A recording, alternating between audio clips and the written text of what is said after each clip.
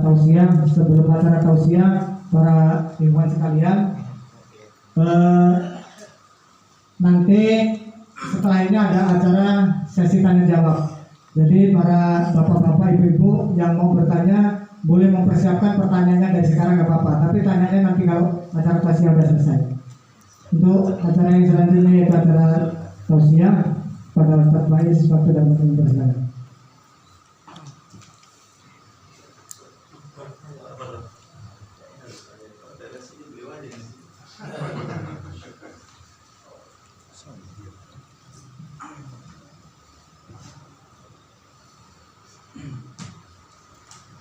Bismillah. Assalamualaikum warahmatullahi wabarakatuh.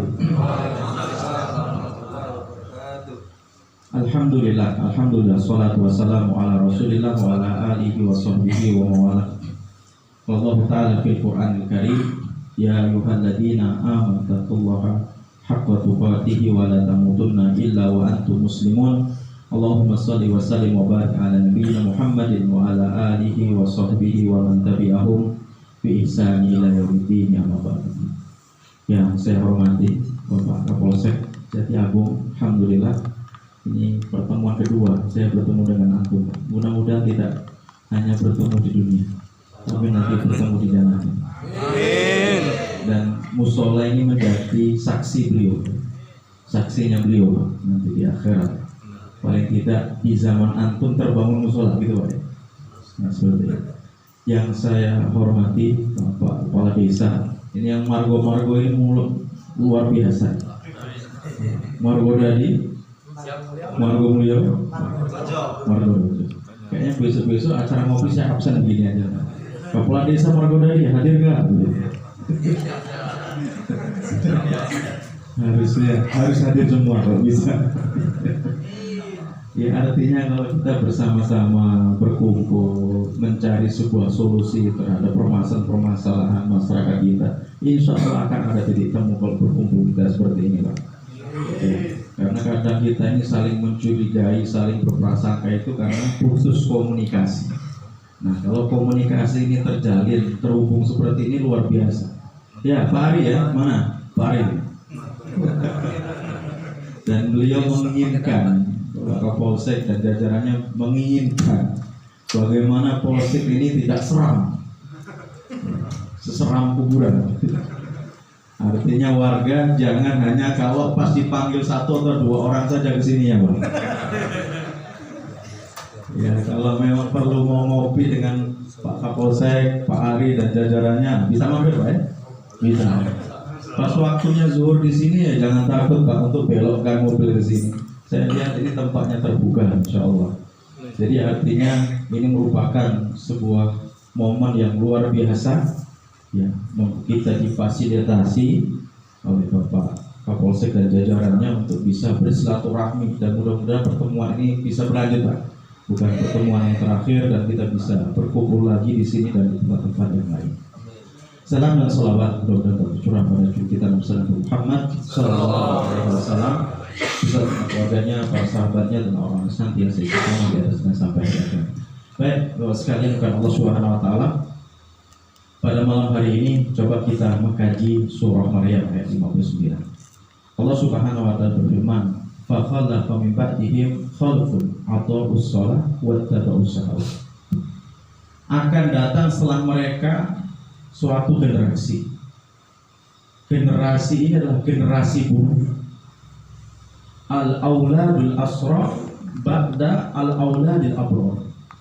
Lahirnya generasi-generasi yang buruk, yang semula itu adalah generasi-generasi yang baik, yang memiliki dua sifat. Yang pertama adalah adha'us shalah, meremehkan urusan sholat. Yang kedua adalah wattaba'us syahawat, memperturutkan hawa nafsu. Jadi kalau mau kenal generasi buruk menurut Allah itu ya sifatnya dua, meremehkan sholat, memperturutkan hawa nafsu. Itu generasi yang buruk. Meremehkan sholat ini apa yang dimaksud? Dia itu adalah tidak sholat sama sekali? Ternyata tidak. Sa'id bin Musayyib, salah seorang kibarut tabi'in, beliau menjelaskan, walaisa makna adha'u tarakuha bil kulliyah. Bukan yang dimaksud meremehkan sholat itu di saat seseorang itu tidak sholat sama sekali, itu bukan. Walakin akharuha an awqatiha, akan tapi dikatakan meremehkan sholat, yaitu orang tersebut tetap sholat tapi waktunya diakhirkan. Tidaklah sholat zuhur, melainkan sholat zuhurnya ketika waktu asar akan tiba. Nggak akan sholat asar, melainkan sholat asarnya ketika waktu maghrib akan tiba. Kira-kira yang masih seperti itu siapa? Itulah generasi apa Pak? Generasi buruk. Itu yang seperti itu. Nah, maka kita orang-orang beriman adalah orang-orang yang senantiasa ihtimam. Apa itu ihtimam? Perhatian betul dengan waktu-waktu sholat. Maka jelas perintahnya faqimus sholat. Inna sholata kanat 'alal mu'minina kitaban mauquta. Maka tegakkanlah sholat. Sesungguhnya sholat itu hukumnya wajib dan memiliki waktu yang sudah ditetapkan. Kapan subuh, kapan zuhur, kapan asar sudah ditetapkan itu. Maka jangan salah membaca. Kitabam mauquta, jangan kitabam mau kita. Kalau mau kita, ya yang sering kita lihat itu. Apalagi di kampung itu biasanya asar jam 4:30, udah patok udah. Maghrib jam berapa? 6:30. Isya 7:30. Zuhur ya. Yang jelas kita harus berlindung kepada Allah dari sifat-sifatnya orang munafik. Orang munafik itu malas dalam 3 sholat. 2 sholat disebut dalam satu hadis. Nabi bersabda, laisa sholatun asqal 'alal munafiqin min sholatil fajri wa sholatil isya. Tidak ada sholat yang berat dikerjakan oleh orang-orang munafik melainkan sholat subuh dan sholat isya. Ayo, yang subuh masih susah, ingat ada sifat munafik dalam diri kita kalau masih berat untuk sholat subuhnya. Dan untuk sholat ini, karena bapak-bapak berpeci dan bercelana panjang, sholatnya jangan di rumah. Di mana Pak? Di masjid. Kalau masih di rumah, ganti pecinya pakai ya, mana sholat di rumah itu sah apa tidak? Sah, ya. Tapi tidak ittiba'u sunnah, karena Nabi sendiri sholatnya berjamaah di masjid meskipun sakit. Maka yang sholatnya masih di rumah, dia baru Islam, belum mukmin, masih muslim. Ya mendingan sah, gitu kan? Udah muslim, ya, tapi belum mukmin. Ya, iya, bukan muslim berarti, muslimah berarti. Sholat di rumah. Tapi dikatakan mukmin manakala dia sudah sholatnya berjamaah di masjid. Innama ya'muru masajidallah man amana billah. Hanya orang-orang berimanlah yang memakmurkan rumah-rumah Allah. Itu baru mukmin Pak, belum soleh. Kalau dia dikatakan mukmin yang soleh manakala dia sholat qiyamul lail. Kalau cari menantu, ya mau yang soleh Pak, berarti dia sudah sholat malam. Kalau belum sholat malam, nah, minggir kan? Ya, cari yang lain aja. Anakku mau cari yang soleh, yang dia ditandai dengan qiyamul. Nah, kalau saya punya anak cewek, punya ya. Standarnya gitu Pak ya.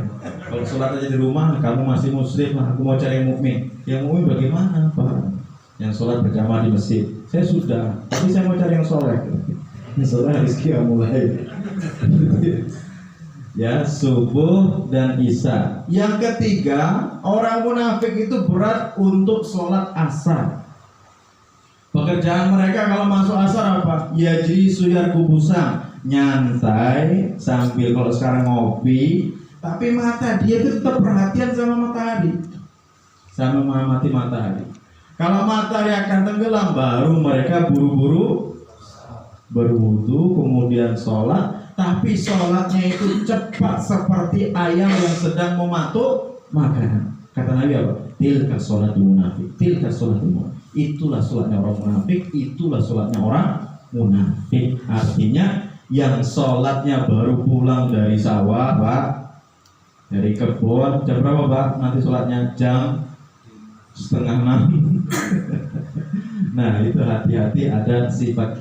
Nah apalagi kita bisa sholatnya di masjid, apalagi jalan kaki, Masya Allah. Nabi bersabda, a'dhaman nasi ajran ab'adum ilahi bangsa. Orang yang paling besar pahalanya itu adalah orang yang paling jauh melangkahkan kaki menuju ke masjid.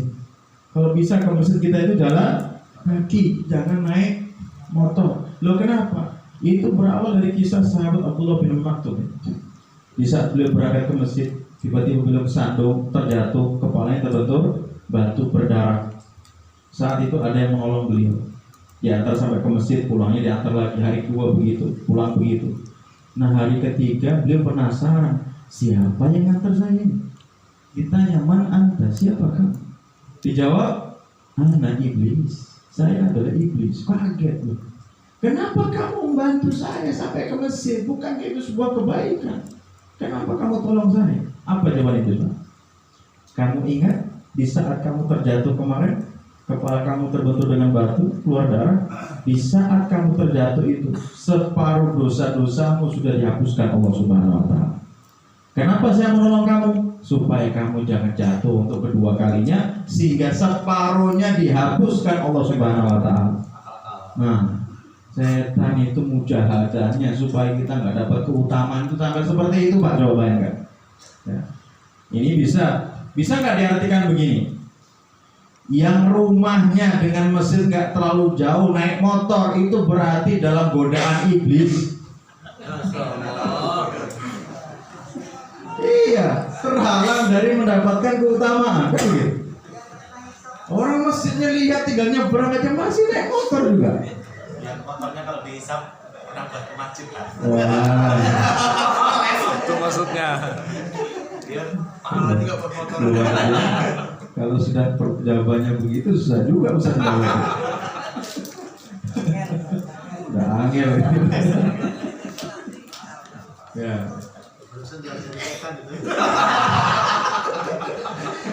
Yang dihisab, yang dimintai pertanggungjawaban itu, yang cita-citanya sebelum punya mobil mau punya mobil. Kalau sudah punya mobil, mau taklim kemana saja, ngopi kemana saja, mau dikejar. Tapi giliran sudah punya mobil, ceritanya beda. Bukan kajian, bukan ngopi lagi, Pak. Itu yang akan dimintai pertanggungjawabannya. Hujan bukannya malah datang kemana? Orang punya mobil kan harusnya bisa datang mau hujan. Afwan Ustaz, habis di 16. Ya Allah ya Rabbi. Ya, jadi intinya gimana kita bisa memperbanyak langkah menuju ke masjid. Dan Nabi menjelaskan, idza ra'aitum rajulan ya'tadul masjid fashhadu bil iman. Kalau kamu melihat orang itu sering ke masjid untuk ibadah, pulang pergi untuk ibadah, maka persaksikan orang itu adalah orang yang beriman. Di dalam dirinya apa? Penuh dengan cahaya keimanan. Maka berbahagialah bagi kita semuanya yang hari ini, Pak, jalan kaki ke masjid itu mudah, itu bersyukurlah kepada Allah karena ini adalah pemberian Allah, rezeki dari Allah yang tidak Allah berikan kepada semua orang. Coba kalau orang sudah dapat hidayah, lihat masjid gede itu, Pak, nggak kelihatan. Bahkan masjid sampai rumah aja, azannya nggak kedengar, Pak. Itu orang yang belum dapat hidayah. Alhamdulillah, minimal yang sudah tergabung di kita, apalagi alhamdulillah di sini juga sudah terfasilitasi ya. Mudah-mudahan langkah kita untuk menuju kebaikan itu semakin mudah, ya, menjadi asbab kita ya dimudahkan Allah untuk masuk ke dalam jannahnya. Mungkin demikian sebagai prolog ya, bincang-bincang terkait pembahasan ngopi kita, karena memang di ngopi ini materinya nggak banyak, tapi yang banyak tanya jawabnya. Dulu Pak Maulusek awal-awal ngopi itu saya pulang kadang jam 12:30 karena pemainnya terus nggak habis-habis. Sudah ditutup jam 10, yang konsultasi masalah istri juga belanja. Dan juga saya kadang-kadang curiga, yang ikut taklim saya di mana-mana itu saya di Teluk ada dia, di Waihalim ada dia, di apa? Di Waihui ada dia, Waikandis ada dia. Ini orang ini kok ikut kajian di mana-mana, ini jangan-jangan ada masalah sama istrinya. Jadi datang ke majelis taklim itu intinya apa? Lari dari permasalahan istri itu. Enggak, kalau setiap malam taklim ini saya curiga gitu dia. Aduh, harusnya tetap ada waktu lah untuk istri. Baik, waktu saya kembali kepada pembaca.